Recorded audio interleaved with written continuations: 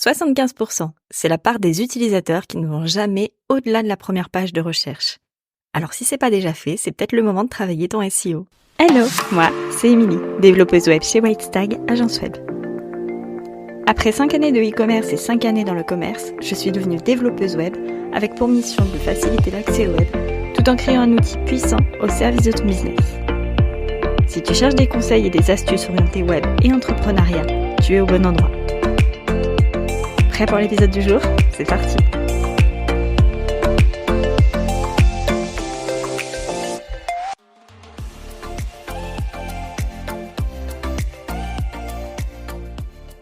Hello, on se retrouve aujourd'hui pour un nouvel épisode de podcast. Un épisode sur un sujet dont tout le monde parle sans jamais vraiment savoir exactement ce qu'il faut faire. On va parler aujourd'hui du SEO. Aujourd'hui, je vais répondre aux 3 questions qui reviennent le plus fréquemment, que ce soit en séance de consulting ou même quand je fais la conception de site, concernant en tout cas le SEO. Mais avant de commencer, on va déjà chercher à comprendre ce que c'est le SEO, parce que c'est pas forcément clair pour tout le monde. On en parle beaucoup, mais c'est pas forcément toujours très très clair. Alors déjà, qu'est-ce que c'est que le SEO ? Le SEO, c'est le Search Engine Optimization. Ça va servir à rien de le savoir, d'avoir la traduction, mais au moins tu pourras te la péter au repas de Noël. Donc c'est l'optimisation en fait pour les moteurs de recherche. C'est ce qu'on appelle aussi le référencement naturel ou encore le référencement organique. C'est-à-dire que c'est un ensemble de choses qu'on va mettre en place qui vont permettre à ton site de grimper dans les résultats des moteurs de recherche. On parle aussi souvent de SEA, donc le SEA c'est le Search Engine Advertising.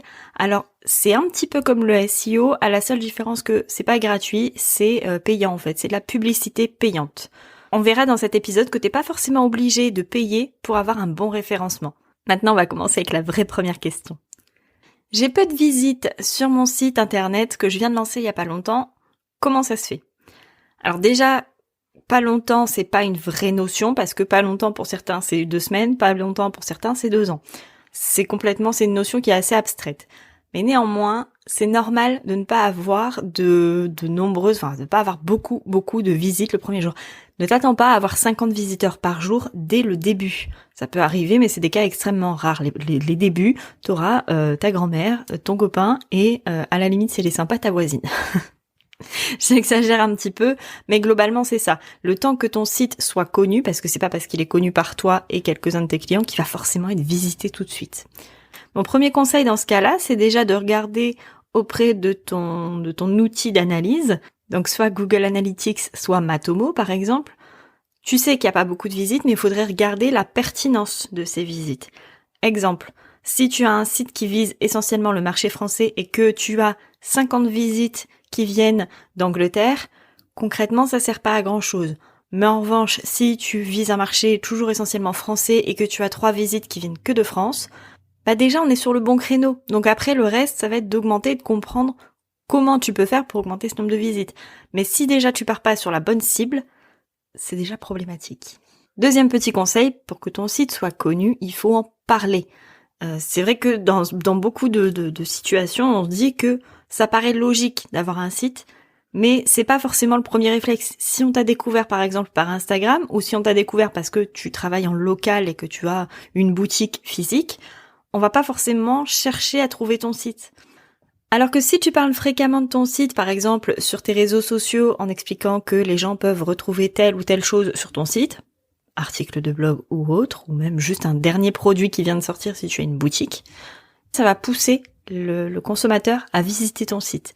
Pareil, ta page de lien, si tu fais une espèce de Linktree, alors Linktree c'est l'entreprise, donc il y a d'autres concurrents, mais si tu fais une page de lien telle que celle-ci, ben justement ne passe pas par Linktree, fais ta propre page sur ton site, parce qu'à chaque fois que quelqu'un va visiter ta page de lien, il va visiter ton site. Et plus ton site est visité, et plus il aura de chances de remonter dans les moteurs de recherche. Et puis n'oublie pas non plus tes supports de communication. Ça peut être ta carte de visite, ça peut être des affiches, ça peut être des flyers, ça peut être n'importe quoi, n'importe quel support de communication. Sur chacun de tes supports de communication, note l'adresse de ton site.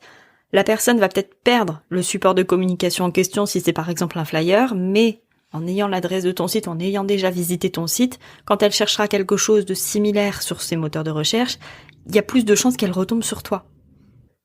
Et enfin, ma dernière astuce, c'est de créer une fiche Google My Business. Attention, je parle bien de la fiche Google My Business et pas du site Google. Le site Google est super mal référencé, mais par contre, la fiche Google My Business, quand on tape ton nom, ton prénom ou le nom de ton entreprise, ou l'adresse, ou la ville, t'as énormément de chances qu'on tombe là-dessus. Donc, optimise-la au maximum, travaille-la au maximum pour pouvoir encore améliorer ton résultat de référencement. Et surtout sur cette fiche, n'oublie pas de mettre l'adresse de ton site et pas l'adresse de tes réseaux sociaux, celle de ton site. Quand je dis pas l'adresse de tes réseaux sociaux, tu peux mettre tes réseaux sociaux quelque part, mais pas dans l'endroit où c'est écrit site web. Enfin, je voulais appuyer ce premier conseil avec une statistique qui me paraissait intéressante. Souvent, on me dit j'ai pas assez de visites sur mon site, mon SEO doit pas être bon, c'est pas grave, je vais acheter de la pub. Tu peux toujours le faire, mais quelque chose qui va être assez parlant, tu vas comprendre très vite, c'est que le référencement organique, donc le SEO, attire 5,66 fois plus que le SIA. Donc tu as un peu plus de 5 fois plus de chances d'attirer avec un bon référencement naturel qu'avec une pub. Et en plus, c'est gratuit. Deuxième question qui revient fréquemment, c'est est-ce qu'il y a une méthode infaillible pour être référencé à coup sûr ? Alors, ma réponse, je pense que tu la connais déjà. C'est bien évidemment non. Pourquoi ? Eh bien, là encore, je vais te donner une statistique qui va te faire comprendre très rapidement que quand on te dit que tu seras premier sur les moteurs de recherche et qu'on te le promet, c'est techniquement impossible. Donc cette statistique, c'est que en 2020, l'algorithme Google, alors je parle de Google parce qu'en fait c'est le moteur principal de recherche, c'est le plus utilisé, donc tu as plus de chances que les gens te recherchent depuis Google, donc autant se focaliser sur celui-là.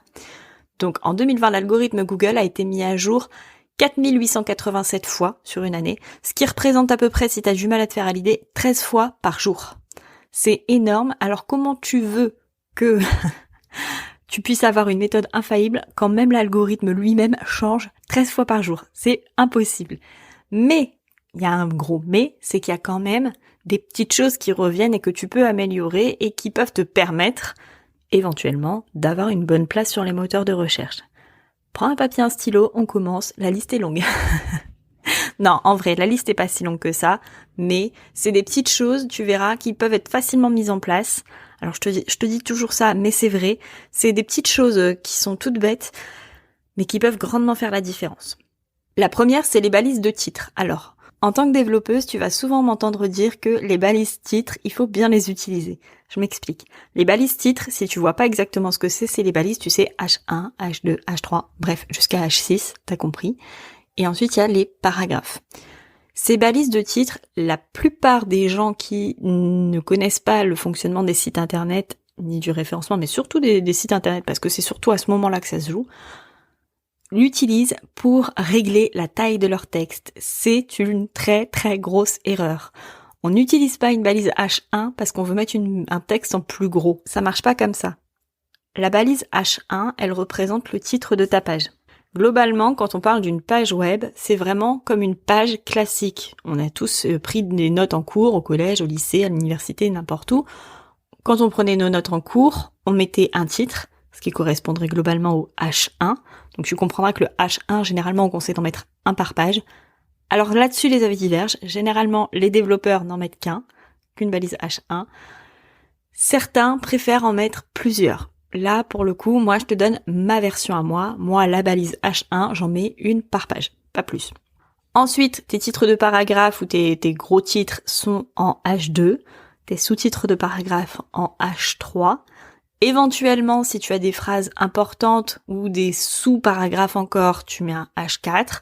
C'est extrêmement rare d'utiliser jusqu'à la balise H6 parce que faut vraiment que tu aies quelque chose qui soit très paragraphé, très imbriqué les uns dans les autres, et je t'avouerai que c'est assez rare. Donc ces balises, pour bien les utiliser, tu peux le faire de façon très simple. Tu prends une feuille de papier et tu prends les textes qui vont se retrouver sur ton site. Tu prends le titre principal, les sous-titres, les paragraphes. Tu les positionnes sur ta page comme si tu devais faire lire ta page à quelqu'un ou comme si toi-même tu devais la relire. Et tu verras naturellement, tu vas comprendre quelle balise tu dois utiliser à quel moment. C'est bête mais c'est important parce que Google ne sait pas techniquement lire. L'algorithme Google ne lit pas forcément tes textes. Enfin, il les lit en partie mais pas comme un lecteur classique. Mais par contre, lui, il comprend la nomenclature de ta page. Donc, il comprend que un H1, c'est un titre, un H2, c'est un autre titre, plus petit, et un H3, c'est un sous-titre, etc., etc. Lui, il s'en fout de ce que tu as écrit concrètement dedans. Alors, pas vraiment comme ça, il s'en fout pas complètement, mais un petit peu. Ce qui l'intéresse, lui, c'est de voir que la page est cohérente en fait dans son ensemble et que, voilà, tu vois, quand t'écris une leçon ou un texte, t'écris pas le titre plus petit que les paragraphes. Ça paraît logique. Et pour les moteurs de recherche, c'est pareil. Et si tu te dis, du coup, comment je fais pour régler la taille, pour ça, il y a des outils pour régler la taille, mais c'est pas les balises. Deuxième petit point à voir, ce sont les images. Alors les images, c'est ce qui souvent ralentit un site web parce que c'est lourd. Donc la première chose à faire, c'est de réduire le poids des images. Tu as plein de petits plugins qui vont te permettre de réduire le poids des images. Attention encore une fois, si l'image est ton métier, exemple tout bête, t'es photographe, faut quand même que tes images elles soient de bonne qualité. Dans ces cas-là, vérifie bien que l'optimisation du poids de l'image n'est pas non plus détériorer la qualité de ton image. Ça serait bête d'avoir un site qui va vite, mais dont les images sont moches. Donc ça, c'est la première chose sur les images. Et la deuxième petite chose, c'est de bien remplir les balises de métadescription. Donc la balise de titre, le titre de ton image, donc donne-lui un titre cohérent, donne-lui un titre qui parle à quelqu'un, et la balise de description, parce que c'est le texte contenu dans cette balise-là qui sera lu pour les personnes qui sont malvoyantes. Donc optimise au maximum. Ça sert à rien d'écrire une image quand par exemple c'est un fond. Si tu utilises un fond avec 2-3 bulles dessus, c'est pas la peine d'aller décrire ton image. Il n'y a pas d'intérêt pour la personne de savoir qu'il y avait un fond avec des bulles. En revanche, si ton image elle représente quelque chose qui illustre ton texte, là c'est important. Troisième point à checker qui, en 2023, normalement n'est plus une option, mais je préfère quand même appuyer dessus, le responsive. Le responsive, si tu sais pas ce que c'est l'adaptation de ton site aux différentes tailles d'écran. Donc quand il passe de l'ordinateur à la tablette ou au smartphone. Donc il faut qu'il soit responsive, donc qu'il réponde à chaque taille d'écran, à chaque demande différente. On parle souvent de l'approche mobile first, donc on pense d'abord au mobile, mais moi je mets un gros bémol là-dessus, c'est que ça dépend aussi de ta cible. Si tu sais que ta cible ne consulte pas sur smartphone, ou même n'a pas de smartphone, concentre-toi principalement sur le matériel sur lequel elle va faire ses recherches et sur laquelle elle va naviguer sur ton site. C'est le plus important. Maintenant, je te conseille quand même de tout faire et de tout optimiser au maximum pour être tranquille. Mon dernier petit point pour cette seconde question, c'est les articles de blog. Pour moi, si tu crées des articles de blog, c'est un contenu evergreen, c'est un contenu qu'on va retrouver au fil des années, c'est-à-dire qu'on va rechercher ton article de blog, même dans 2 ans, il y sera encore. Ça a quand même une pertinence qui est beaucoup plus forte. Donc, un bon article de blog bien rédigé dans ton cœur de métier, ça fera toujours un impact positif sur ton site. Idéalement, et là-dessus, ne fais pas comme moi, sois régulière dans tes articles de blog, sois régulière dans ta création d'articles de blog pour que tu puisses encore améliorer au maximum. Moi, l'article de blog, je le vois comme quelque chose d'ultra simple. C'est-à-dire que non pas, je vais pas te parler de la nomenclature de l'article, ça, tu fais comme tu veux, mais l'article de blog, vois-le comme un filet à papillon.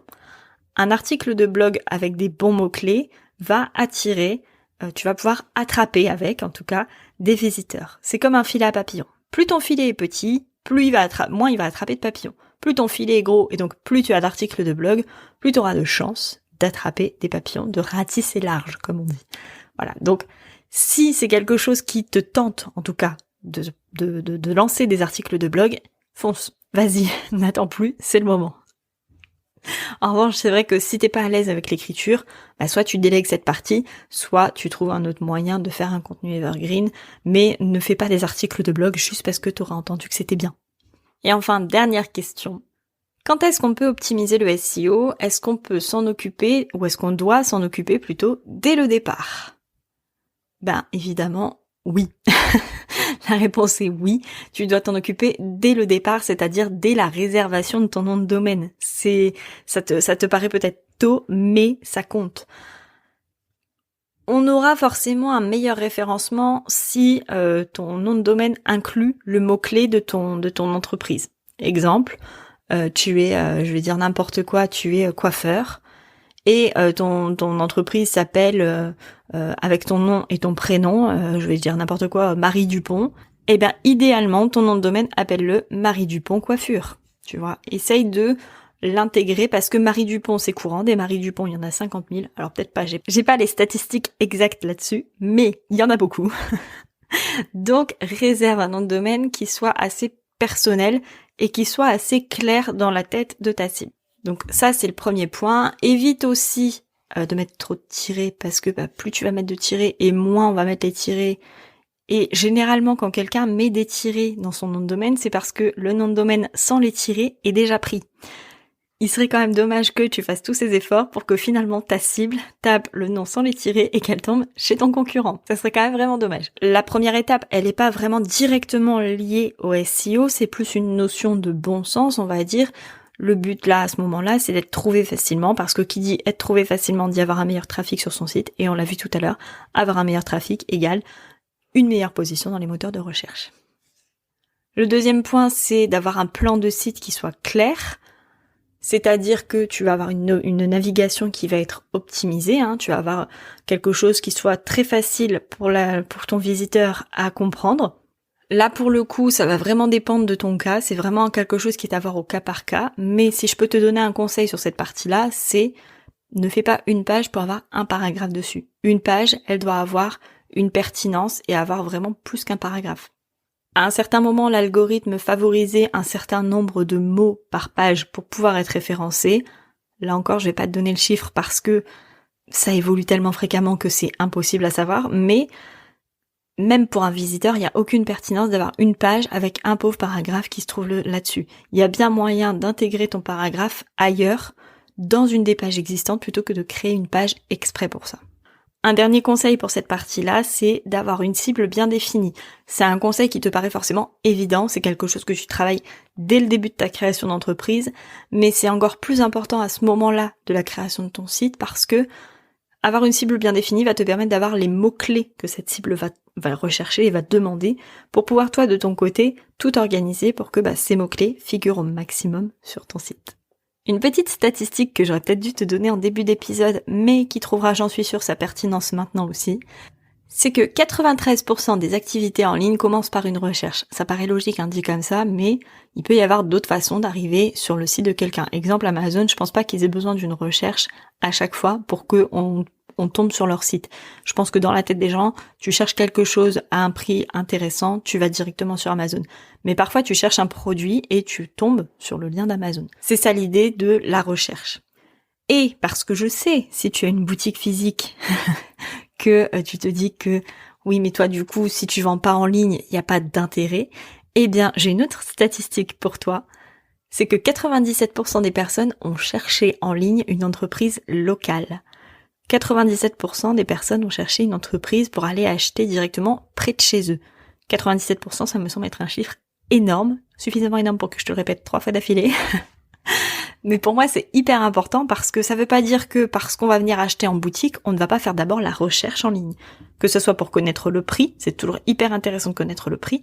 Des fois, ça arrive même qu'en plus, tu sois moins cher que le fameux concurrent Amazon, ou que ce soit aussi pour connaître la disponibilité d'un produit, ou tes horaires d'ouverture, ou ton adresse, ou juste voir ta tête pour voir si t'as l'air sympa. Avoue qui ne l'a pas fait. Bref, tu vois que le SEO et l'importance d'avoir un site, tout ça va ensemble, tout ça va de pair. Un site qui n'est pas bien référencé n'a pas d'intérêt, et il n'y a pas d'intérêt à avoir du SEO si t'as pas de site. Ça, on est d'accord aussi. Mais peu importe ton activité, que ce soit une activité 100% en ligne ou une activité en physique, tu as forcément besoin d'être bien référencé à un moment donné. Voilà pour cet épisode spécial SEO. J'espère que ça t'aura plu et que tu auras eu les réponses à tes questions si tu t'en posais. Si tu t'en posais pas, tant mieux, c'est super, c'est génial. Mais si tu as encore d'autres questions, n'hésite pas à m'envoyer un petit message. Nous, on se retrouve exceptionnellement dans une semaine avec un épisode très très très spécial que je me suis amusée à tourner. Et petit spoiler, j'ai pas tourné cet épisode toute seule. Dans cet épisode, tu ne retrouveras pas une invitée, ni 2 invités, ni 3 invités, ni 4 invités, ni 5, mais bien 6 invités. 6 invités incroyables que j'ai eu l'occasion de recevoir depuis la création du podcast. 6 invités qui ont accepté de revenir sur le podcast et qui te délivreront leurs meilleurs conseils pour 2024. D'ici là, et comme à chaque fois, je te souhaite une très belle soirée, une très belle nuit, un très beau week-end, une très belle semaine. Bref, peu importe quand tu écoutes cet épisode, et je te dis à tout bientôt.